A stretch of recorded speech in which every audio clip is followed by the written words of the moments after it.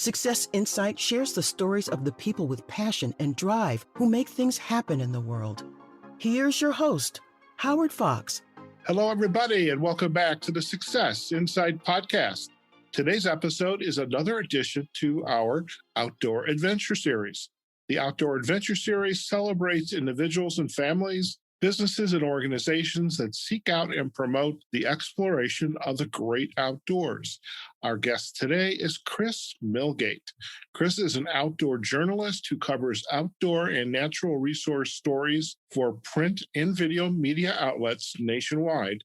These include PBS, USA Today, Field and Stream, and East Idaho Outdoors, and I'm sure there's others on that list as well. She is the founder of Tightline Media, and she is presently working on a film and book about salmon migration from the ocean to Idaho. Kris is a member of the Outdoor Writers Association of America, a lifetime member of Trout Unlimited. She's an elementary school volunteer and a former Idaho Falls Parks and Recreation Commissioner. And she's an avid fly fisher, an ultra trail runner, and a youth hockey coach. I'm wondering if she wears an S on her chest. Kris, it's a pleasure to have you on the Success Insight podcast. Oh, thanks for inviting me today. Fantastic. And for our listeners, I met Kris through, and I alluded to this a minute ago, the Outdoor Writers Association, as we have been getting more involved in our podcast and the Outdoor Adventure Series. The Outdoor Writers Association is just a phenomenal place with some very talented writers, both as former journalists, book writers, video photographers, and really just some amazing folks. And Kris, it's an absolute pleasure just really that you have agreed to be on the podcast. And I mean, just kind of notching up the quality. I mean, the bar is getting higher here when I have, after seeing some of your work. And so again, thank you so much. Well, now the pressure's on. I better come up with some solid answers. Yeah, definitely have to do that. So I have to admit, you are probably only the fourth person I've ever met from Idaho. Oh, at least you know I'm from Idaho and not Iowa or Ohio. That comes up a lot. Is that right? You say, you must be right next to Iowa or something. Yeah, no. Yes, I am from Idaho. I'm honored to be one of the fourth person that you've interviewed from here. It's a beautiful state. Yeah, and I would have to imagine you grew up being outdoors and just having an appreciation for the great outdoors. I grew up in Salt Lake City, Utah. Okay. So I live now in Idaho. I'm about 3 hours from my hometown, but I'm also an hour and a half from Yellowstone. And I have wilderness all around me. So there's a reason why I stay based in Idaho. But growing up in Salt Lake City, Utah, the outdoors are very important there as well. So I grew up playing in the Wasatch Mountains, which when the Olympics came around, that put that place on the map for everybody. And while I miss living so close to the mountains, I wouldn't trade where I live now for those mountains, because now I live by the Snake River. And so that's kind of how I can just figure out wherever it is I'm going to live, the natural resource is what I'm going to connect with. And I really want to know about that place. And even when I'm working, wherever I am, a historian wants to go somewhere and learn about the history of the place. I go somewhere and want to learn about the water and the woods and the natural resource and the landscape. Those are the things that I want to know about. And that's how I connect with my sense of place. And so growing up, outdoors was always where I felt most comfortable. It's surprising to hear now, but I grew up painfully shy. And I was terrified of beards. So, by the way, so you did confirm it, beards. And when I first read that, I said, I wonder if that's a typo, thinking bears. Yeah, you'd think it would be bears. No, it is indeed beards. I was painfully shy. I couldn't look you in the eye. I never wanted to talk to you. And if you looked at me, I would look away. And then I would wait for you to look away. And then I would spy on you. But I didn't want to visit with you. And beards really scared me, because to me, it meant that they had something to hide. Their face was hiding something. And now, obviously, I realize that that's just not the case. People without beards can be lacking character as well. So the beard does not have anything to do with the character of the person.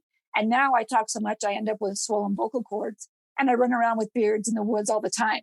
I was going to say, beards and being in the great outdoors, they kind of go hand in hand. Yeah. Yeah. And you and Ken Keffer might not have a conversation. But for our listeners, Ken was on our podcast way back when, and he's got I think he was born with that beard, but yeah, he has a lot of facial hair, and I'm quite used to it now. And he's one of the friendliest people I know, beard or no beard. Very good. Now, as you were growing up, did you have brothers and sisters, family that enjoyed the great outdoors? I do have brothers and sisters and a mom and dad. And when we grew up in Utah, we would camp and hike. And, a lot of people think that I did a lot of hunting and fishing growing up. And that's not the case. I grew up camping, certainly, hiking. Hiking was the big thing. I didn't hunt with my dad. I didn't fish with my dad. I hiked with my dad. And my dad is notorious for always being lost.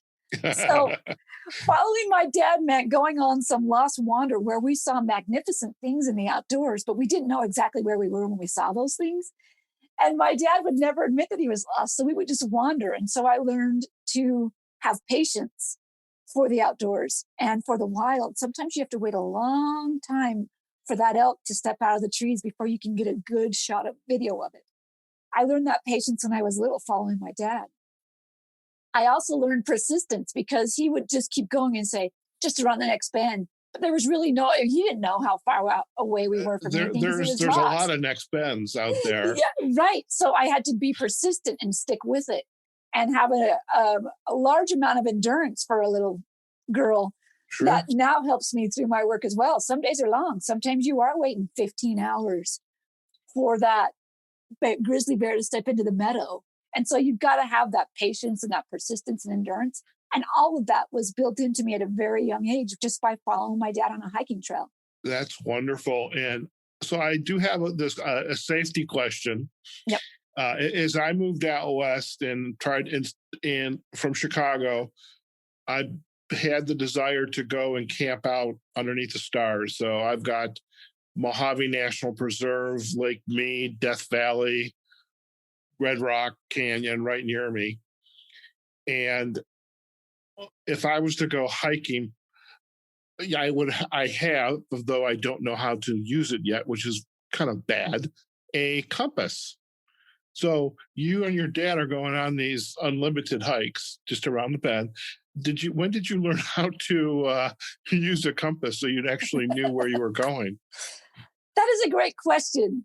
So when you were bringing up safety, I was thinking about all kinds of things like bear spray, hydration. Oh, I did that too. Yeah, you're down to the basics of a compass. For me, when you grow up in Salt Lake City, Utah, you get your bearings easily because the Wasatch Mountains are in the east and the Okra Mountains are in the west. And anywhere I work in the country, I will visualize those mountains in my head. And at high noon, I'll still know which way is east and west. And that's partly because of the mountain ranges I grew up with. So I'm pretty good at finding my way out in the outdoors. Where I get hung up is in underground parking lots. I will lose my car every time. You probably, I know when you go out scan safety. Now I don't have one. Is those satellite little buzzers that you flip when there's an emergency, so people can find you. Do you carry one of those? When I'm working, no, I'm okay with going off grid. I know what I need to stay alive and be safe. Okay. I do carry my phone because I learned from search and rescue a long time ago. If you need help, a lot of times, even without a signal, you can send a text and eventually it will ping. But the important factor here is to not send help. You need to say whether you're injured or not and where you are is as close to what you think you are. They need some specific information. And if you can get that out in a text, it will go long before a phone call will go. Okay. Now, if I'm living on a raft for a week in the wilderness, that's a different story. There usually is one person in the party that has a phone that can do satellite GPS connection. But, like this last weekend, I was off grid camping with my family and our phones didn't work up there. But we had them, and I knew that they would send a text if we needed to. And we had mapping systems on our phone. And if I'm flying my drone, I use my phone to plug in to actually control the device as a certified pilot. So those things are with me, and chances are pretty high in an emergency, you're going to be able to send that text out and eventually it will hit. Some people carry GPS and satellite receivers and all kinds of different things. And I think that has a lot to do with their comfort level. Mm-hmm. I'm expecting sometimes to be off grid. And I think that is good for our mental state. Yes, to be off grid. So, but if you feel like you're not comfortable unless you have a way to connect to the civilization, then certainly you should carry that. And I would never dismiss the value of carrying that. Sure. But there are times when I purposely want to be disconnected. Most definitely. And I appreciate that. And I've never been truly disconnected for more than a couple hours. You go out to Death Valley or Mojave, you're not talking to anybody. But I do have a question, and eventually I am going to circle back to your career and how you got to where you got to. But one last little question about the family. You went off grid last weekend. How does now? I know you have I know you at least have a son. I have two boys. Two boys. How do the boys like being off grid with mom and dad and just kind of enjoying the great outdoors and no smartphones and video games and things like that? Our kids have grown up having outdoor experiences in every season. And a lot of people, when they have kids, they decide that doing the outdoor adventure as a family is just too hard. And I won't dismiss that. It is hard, especially when they're really little and you're trying to fish and they're falling in the river. And you have to carry extra clothes. And the reality is you fish less, but you still go to that river because you want to build in that habit of them feeling comfortable outside. So even on those days when we didn't catch a lot of fish and our kids fell in the water and we had to change their clothes 20 times, we were still out. And now that they're older, I noticed even this last weekend, I didn't carry a pack when we did day hikes. The boys carried everything, even my water, and I could just take it from them. So you get payback later on when they get a little older. But when they're little, it is hard. And it does take a little more effort on your part to be out. But the important thing is to be out so that as they grow up, they'll feel comfortable outside. Now, no doubt, on the drive to where we're going off grid, they're both playing on their iPads or their phones or whatever in the back seat. That is true. They're doing that in the truck. And my truck is wired to charge batteries when it's turned off because I need to be able to charge my camera batteries overnight. So they know that they can plug in and charge their device even when my truck is turned off sitting in camp. And maybe they can access a game, but they also know that the deal is once we get to our destination, the devices get put away. They're there for an emergency, or they're there if we decide we're going to have a reading hour at night or something. But they know that it's time to disconnect. And the reason we're going out here is not to bring all those things with us. And they recognize that there's a boundary there, and they're pretty good about following it. I love that. And I have to admit a little bit of envy because growing up in the Midwest, we had our parks and we had some very beautiful areas, and the outdoor experience was never, or it was minimally a part of my life. And it was not until coming out here in my current age and just kind of, being out of these beautiful national parks and exploring and hiking, et cetera. So being able to grow up like that and have that experience wired into me, is definitely, there's a little bit of envy. And I think your boys definitely are going to appreciate that, when they get into adults and have their own kids someday. Yeah. I mean, in a month from now, we'll be rafting a section of the Salmon River that is required for entry that you have a permit, and only 7 boats get to go a day, 7 parties per day. And we're one of those 7 on that day. And our boys will do that whole wilderness stretch. There's no roads in there, no driving in. It's raft only. And they're going to do it all by kayak. And there's rapids. There's all kinds of things. You sleep on the beach. You find old homesteads. And that is what they are growing up with. And I love that that's what they're growing up with, because those are the things that are important to me. That's fantastic. That is truly fantastic. Now, for our listeners, I would love for them to have an appreciation of your background and how you came to kind of pursue this outdoor journalism and just begin to write and create around the outdoor space and these stories and the video. Was it an aha moment, or was this kind of a very smooth glide path for your journey? How did that start? Well, there's a couple of different factors that go into where I have arrived, as you would call it today, because in my mind, I've never arrived. I'm always working for more. I'm not working hard enough, fast enough. I'm not shooting well enough. I'm not writing strong enough. I'm always after how to make the story better. But for your sake, when we talk about arriving at where I'm at now, it's an interesting backstory because growing up shy, no one thought I was going to be a reporter. Are you kidding me? How do you put a shy girl on TV when she can't even look you in the eye? Well, I didn't have an answer to that question when I was little, but I knew what I was going to do. And I knew I was going to be a storyteller. I was going to tell you stories that matter, and I was going to tell them in an honest, accurate way. That's what a reporter does, period. It doesn't matter how much you classify media today. A traditional reporter is expected to deliver a fair and accurate story. And that's what I wanted to do. And I wanted to do it about anything and everything. So I knew that I was going to be a storyteller when I grew up. And I also knew that I was going to do it through a visual medium. And I chose TV because video is movement. A lot of times today you see people call themselves filmmakers, and they're actually photographers. They take still photos. And the reason you're seeing so much slow-mo in today's films is because I think that there's a lot of photographers that are transitioning into video because they have a video option on their camera, but they don't really think visually in movement. They still think in still frames. And so that slow-mo action looks right to them. I don't shoot in slow-mo. Action needs to be in real time. That is how I see the world. So I chose video right out the gate as my storytelling media because of the way it portrays action. I don't need to describe that you have a plaid shirt on because you can see the plaid shirt in the video. And that I wanted to have the other details come through video. So I knew I was a storyteller and I knew it was going to be video. By the time I got to college, I had my major. It was broadcast journalism, and I never wavered and I never looked back.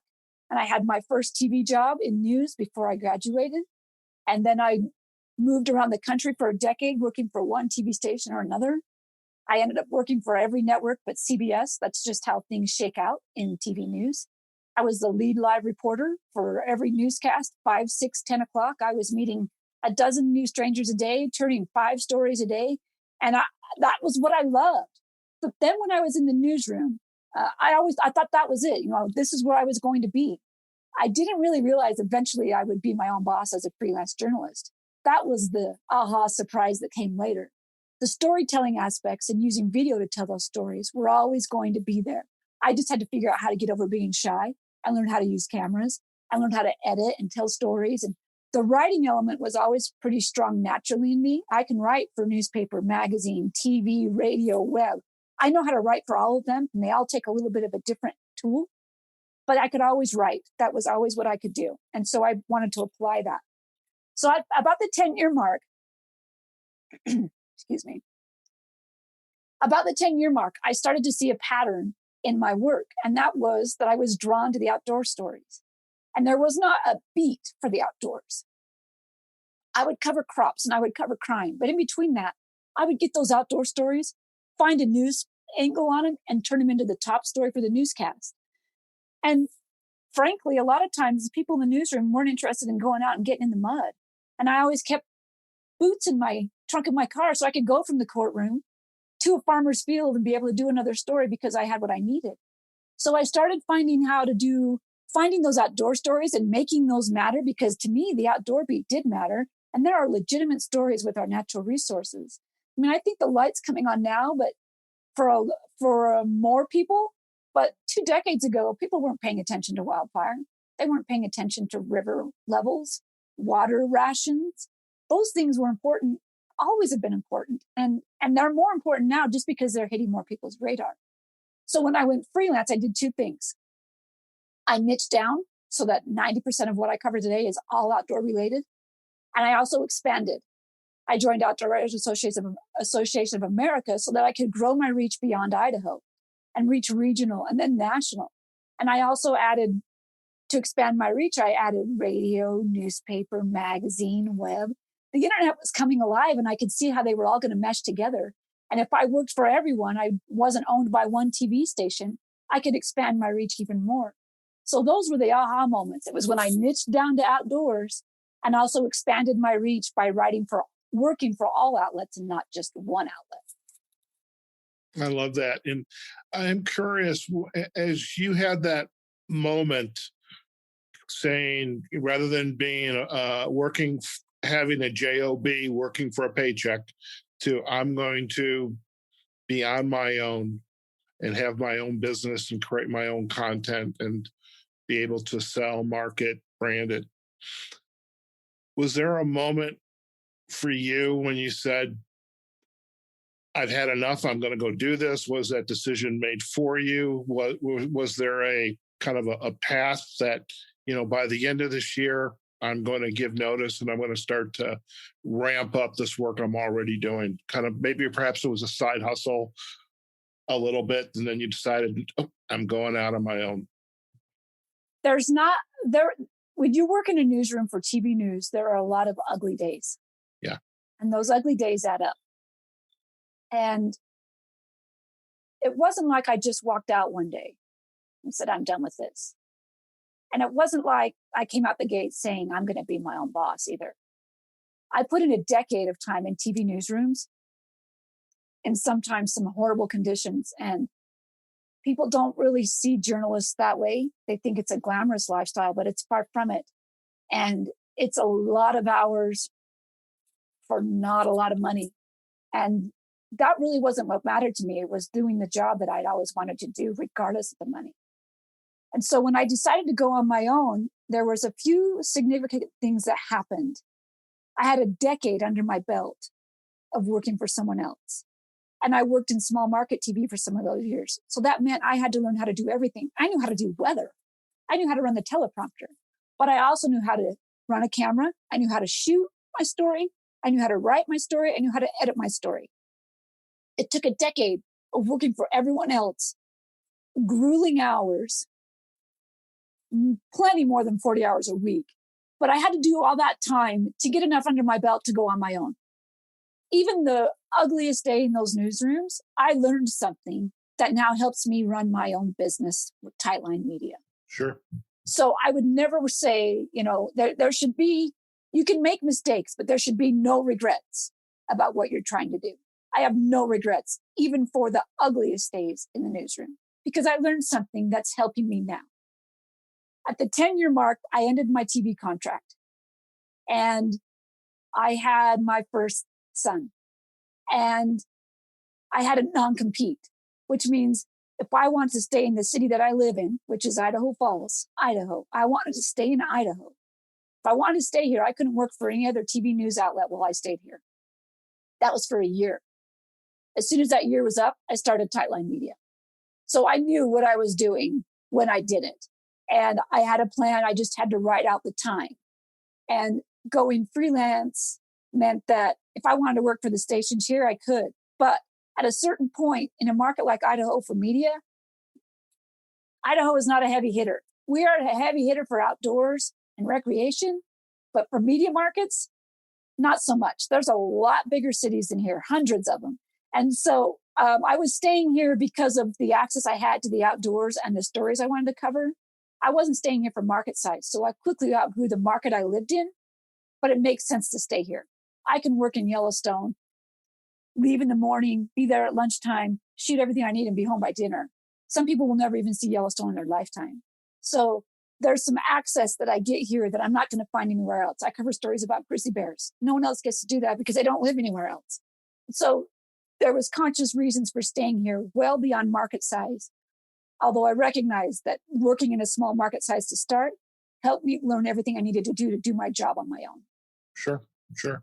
Now, as you went out on your own, start to create the stories that you wanted to create, and by the way, this idea that I'm going to get up early, drive to Yellowstone, do my shooting, come home, be time for dinner. That's kind of neat. I mean, it is neat. So I haven't seen Yellowstone, but I do have national parks on my list.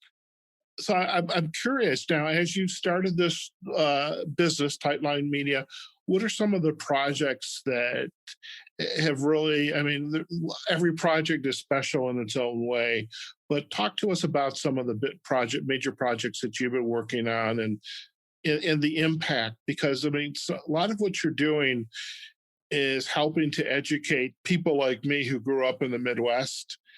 Well, more than just the Midwest, people like me and living in Las Vegas who perhaps take water for granted. There's a lot of impact to the work that you're doing. So talk to us a little bit about that in the work at Tightline Media. Over the years, I've done some significant projects, and they range from water wars to wildfires, public lands to access to those public lands, and endangered species. And there's some significant stories in all those areas. I mean, we covered bald eagles. I grew up thinking bald eagles were going to disappear by the time I was an adult. And now there's a nest by my neighborhood that my boys watch every day. That's a significant shift in humanity's priorities. Grizzly bears, same thing. They're still on the endangered species list, but we have a lot more of them than we did when I was little. And now maybe we're going to see that happen with salmon. So my goal on any story is, when you say, what's your favorite story? My favorite story is the one I'm working on right now, because that's the most important thing, and I want to be all in on it. And I want it to matter. So the goal is figure out how to make people key in on it. Everybody has so many things they're worrying about. They're worrying about paying their mortgage. Even simpler, they're worrying about how to put food on the table tonight. And they have a lot of other things going on in their life. So you've got to figure out how to make them key in on what matters in our environment of natural resources and how that plays in on their life. Once you can figure out why it should matter to them and help them understand why it should matter to them, then they're going to key in versus checking out. If people are checking out on my stories, I shouldn't be doing them. So I want people to key in on what we're talking about here and realize why it matters. And that's part of building that story. I don't want to tell you what to think on an issue. I just want you to think. So over the years, there's been a lot of times when the assignment has come and someone has said, this is what we want you to cover, go. Now that I'm into 15 years as a freelancer with Tightline Media, I'm kind of changing the way I'm steering the ship. And it's an interesting position to be in, because it seems like I'm evolving again as a business, just like we as a society are evolving as far as how we appreciate our natural resources and realize the value that they hold for our livelihoods. And so this time in particular, for following salmon migration from the ocean to Idaho, I saw a need for that concept as a story 5 years ago. And I thought, I was at the end of the 850-mile journey in central Idaho wilderness, looking at a Chinook salmon for the first time in my life. I'm a fisher. It's a fish I cannot fish for. I cannot touch it because it's protected by the Endangered Species Act. And it's a fish that's disappearing. And I thought, how do I show this journey to the whole world and not just the finish line? I want to know what the whole journey looks like. And then I want to show everyone else what it looks like so that they understand that these magnificent migrations of wild animals are still going on right under our feet. Despite all of our pressure, the wild is still trying to do its thing. And just the recognition of the fact that there is still wild animals and wild country with all of our domesticated pressures on top of them, it's remarkable. So that was where I saw a shift. Instead of someone coming to me and saying, here's what we want you to do, go cover it, I started going out and saying, this is an issue that's going to be really important as these fish disappear. This is something that we should try to cover. How do I get people to pay attention so I can cover it? And it's kind of changed the funding model for assignments. But it's an interesting change, and I like it. And now, it took me 3 years to brainstorm it. And I went on the road last year to shoot the whole migration route from the Pacific Ocean to Idaho. And this year the film will come out. So it takes some doing and some time to change how you may do business within your own business model. But the beauty is when you're doing it on your own to get to that success mark, you can turn that ship a lot quicker when it's you navigating everything versus 100 people above you as a manager telling you how to navigate. Yeah. And I love the fact that even though it is just you, you are also in a position of saying yes and no. You know, you get the story idea. We want you to go do this. Well, that's nice. That's not me. I mean, I do that from a coaching perspective. I may get I was asked to facilitate a 2-day retreat. It's like, that's just not me. You want me to coach a team on leadership and do a workshop on behavioral-based communication? Yeah, I'll do that. But 2 days, that's not me. So I'll say, you need to meet my friend Tim. He'll do it. Okay. Well, I think the other side of that is recognizing what's in your wheelhouse. Exactly. And sticking with it. When I'm covering salmon migration, I have in my head this map that shows how 3 states, 4 rivers, how far these fish swim. And I want that to be in 3D and I want it to move across the stream. I'm not the person to build that. I've recognized that. I outsource that. I have someone that builds my animated map. Right. So you recognize what's outside your wheelhouse. But on the other hand, own what's in your wheelhouse. When someone says, I want you to write 2,000 word story that's requiring tons of research and I'm going to pay you a nickel per word. No. That's not going to pay my mortgage. Everyone thinks that you can press the red button so that they can also do your job. Stand next to me. Your shot is not going to look like my shot when we push the record button. And there's a lot of skills that go into that. And even putting words on paper. People think they can structure a sentence. No biggie. Go ahead. Okay, you go try to earn money for those words then. And if you're going to expect me to work for free just because I'm a freelancer, that's not how it works. This is my profession, not a hobby. This is how I feed my family. I cannot accept work that doesn't pay a fair wage. Sure. And that's a hard line to draw sometimes for people. You have to be careful about respecting your own craft and not taking low pay just because you think you should take the work versus nothing. It's a juggle. That's sage advice. And I mean, I see that even in my own profession. I'm curious, so you have a number of books out and you have the documentary Ocean to Idaho. That's going to be premiering in August. When we say premiering is going to be on Netflix, Hulu. Where am I going to go see it? The premiere for Ocean to Idaho will happen in person at locations. So I'm based in Idaho Falls, Idaho. Okay. There's a premiere in Idaho in August. Okay. I would love to tell you I have Hulu and Netflix figured out. I do not have them figured out. Okay. But I also work for PBS stations. I shoot shows for Idaho Public Television. So I know I have PBS station contracts and licensing agreements figured out. So those are in the works. And that's the world I know. To get into Netflix, I probably need an agent. That's what it comes down to. And I don't have an agent. And then what I'll do with the premiere is it will have special showings in screen and virtually. Organizations can host film screenings. It will go to film festivals. There's a whole bunch of ways it will roll out later this summer and through the rest of the year. And then I'll also offer virtual screenings online where you can buy a movie ticket and watch it at your house, and I'll send you a link. So there's ways to reach the audience without having to have Netflix. But I'll be honest, I've looked at it. I just haven't cracked that Netflix nut yet. Gotcha. Well, we're definitely going to do our part to help you get the word out for the documentary. And I am definitely looking forward to it. I'm thinking, how long a drive is it to Idaho Falls?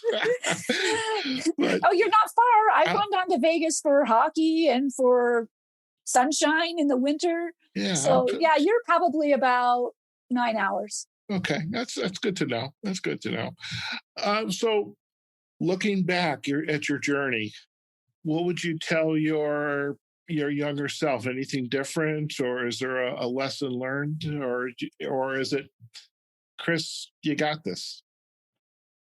That was my gotcha question, by the way. That is a good gotcha. I'll flip it. I'll say it's not for my younger self, but for everyone's younger self.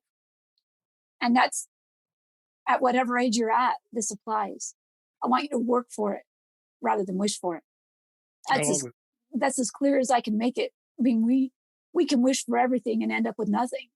So go for it. Whatever it is you want to do, go after it 100%.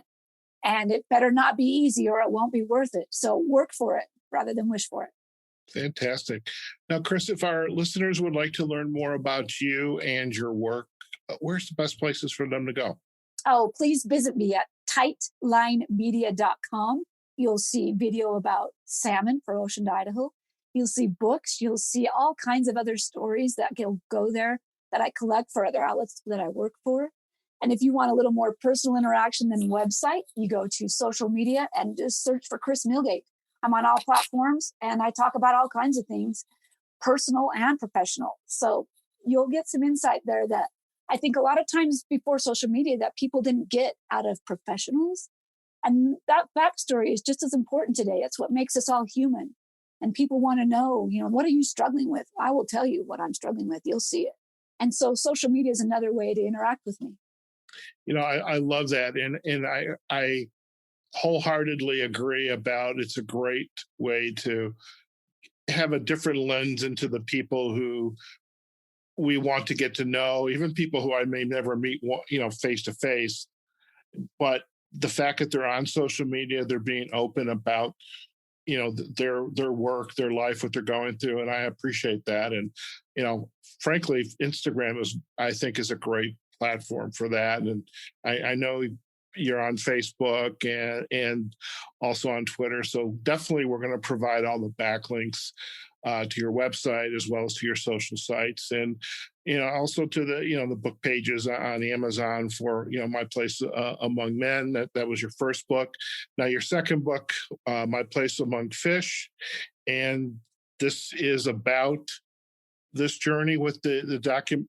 Is this the book aspect of the documentary, or is this another journey that you are on to create this work? My Place Among Fish is a book that is the backstory on what it was like to travel solo during the pandemic, shooting the film Ocean to Idaho.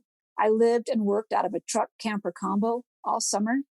And I can't even tell you what Oregon looks like with people, because when I was there, it was shut down. I had to have special clearance to be there. I self-isolated in my own truck and camper. Nobody could come in. And I met people for interviews, but I kept my distance and wore masks and kept everybody in a safe environment so I could pull off this journey. And people watched that road trip and liked that last summer. And so when I started editing the film, quite honestly, what happened is the fish fell apart on the migration, and so did I. So by the time we get to mile 850, which is the finish line for these fish that come all the way back to spawn in Idaho and then they die, they look terrible. They're falling apart. And I fell apart on the journey as well. I had broken cameras, I had stitches, and people were fascinated with that whole struggle. So as I'm editing the film and I'm wanting the film to be about salmon, I realized that the things that I went through that I did not expect really started to overshadow the salmon struggle. And so I am not in the film. I pull all of my struggles out and I put them in the book as the backstory for what it was like to follow fish 850 miles during the pandemic with all kinds of unexpected challenges you would never even imagine. And that's what's in the book. Fantastic. Well, I am definitely looking forward to some enjoyable reading in my future, and especially the documentary. Kris, it's been an absolute pleasure, and I'm extremely grateful for you being able to take the time to join me and our listeners on Success Insight in the Outdoor Adventure Series. Thank you so much. Thank you.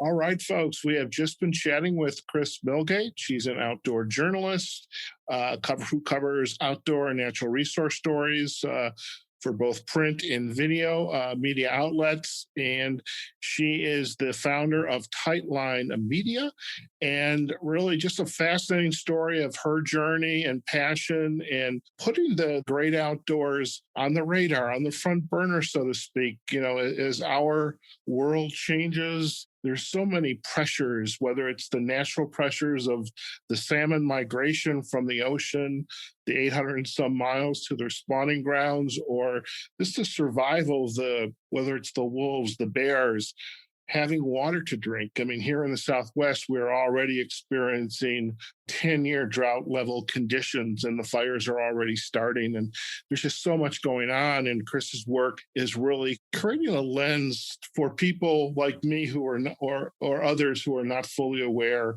of all the implications of what's going on in nature and the outdoors. So hopefully you enjoyed today's episode. Fascinating lady, and really check out her books, My Place Among Men.